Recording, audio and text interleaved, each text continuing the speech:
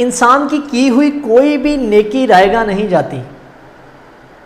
آپ کو اس کا اس دنیا میں بھی پھل ملتا ہے اور آخرت میں تو ملے گا, لیکن اس دنیا میں بھی آپ کو اس کا پھل ضرور ملتا ہے. ایک دفعہ کا ذکر ہے کہ ایک ملک کا ایک بادشاہ ہوا کرتا تھا. جب اسے کسی کی بات گزرتی تھی تو وہ اس کو شیر کے آگے ڈلوا دیتا تھا. شیر اس کو چیڑ پھاڑ دیتا تھا.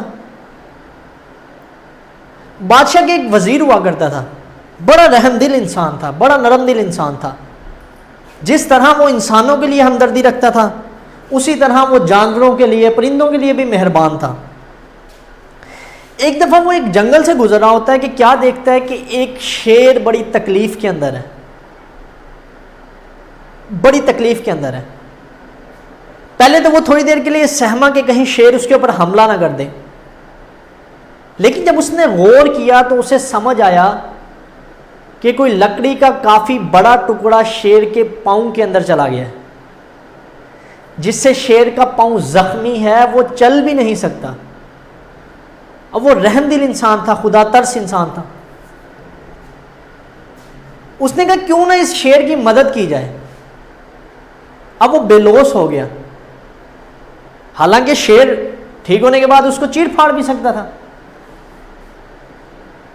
لیکن اس نے اس اعتماد پہ کہ وہ شیر کی مدد کرے گا تو شیر اسے کچھ نہیں کہے گا.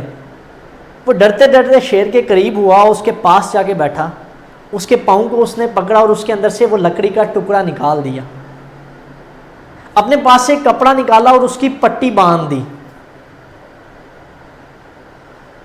شیر نے بڑے تشکرانہ انداز میں اس کو دیکھا کہ جیسے کہہ رہا ہو کہ میرے محسن تیرا شکریہ.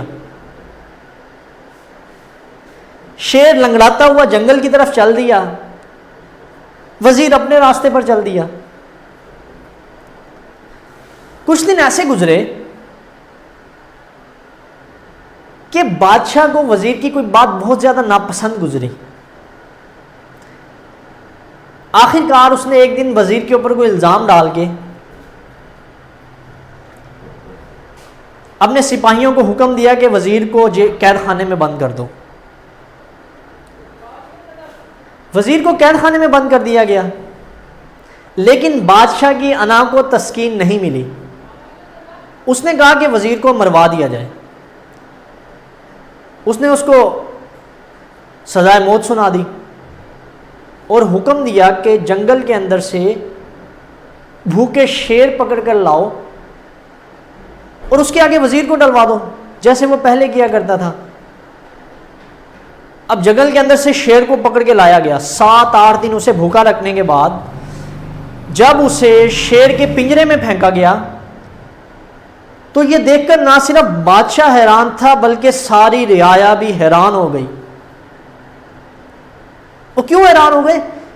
کیونکہ وہ شیر بجائے 7-8 دن کا بھوکا شیر بجائے اسے کھانے کے اس کے پاؤں چاٹ رہا ہے.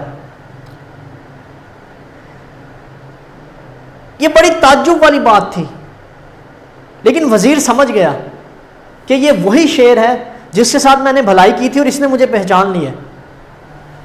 بادشاہ بڑا تعجب اور بڑا حیران ہوا. اس نے وزیر کو نکلوایا باہر اور اس سے پوچھا کہ یہ تمہارے پاؤں کیوں چاٹ رہا ہے؟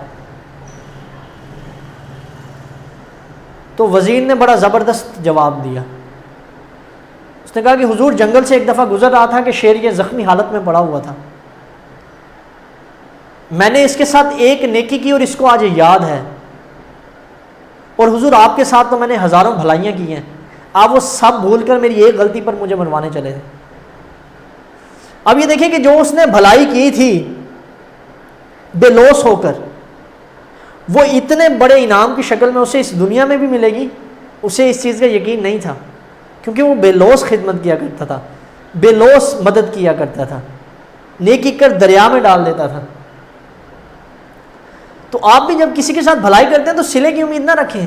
صلہ کوئی انسان نہیں دے سکتا, صلہ اللہ رب العزت کی ذات دیتی ہے, اور پھر اس سے بہتر کوئی صلہ دے ہی نہیں سکتا. انسان تو یہ ہے کہ جس انسان کے ساتھ بھلائی کرو وہی اس انسان کے ساتھ برائی کر جاتا ہے, وہی اس کی پیٹھ میں چھڑا گھوم دیتا ہے.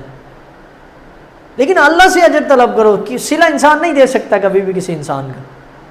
یہ سبق آموز ہے ہم سب کے لیے کہ نیکی کر دریا میں ڈال, کہیں نہ کہیں کام آ جائے گی, کہیں نہ کہیں کام آ جائے گی.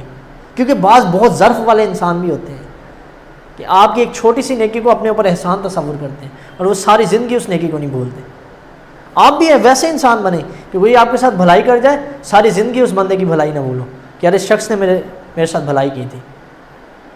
اور ان لوگوں کو یاد رکھو, ان لوگوں کو پہچانو جنہوں نے آپ کے ساتھ بھلائی کی تھی کبھی نہ کبھی. انہیں یاد رکھو کہ یار یہ وہ شخص تھا کہ جب میں ناکام ہو رہا تھا تو اس آدمی نے میرا ہاتھ تھاما تھا, اس بندے نے میرا ہاتھ تھاما تھا, اس نے فلاں جگہ میری مدد کی تھی. مضبوط انسان بن جاؤ گے, ایک مضبوط لیڈر بن جاؤ گے. لوگ تمہیں اپنا لیڈر ماننا شروع کر دیں گے کہ یار یہ تو چھوٹی سی بھلائی کی ہوئی یاد رکھتا ہے, یہ بڑا اعلیٰ ظرف آدمی ہے.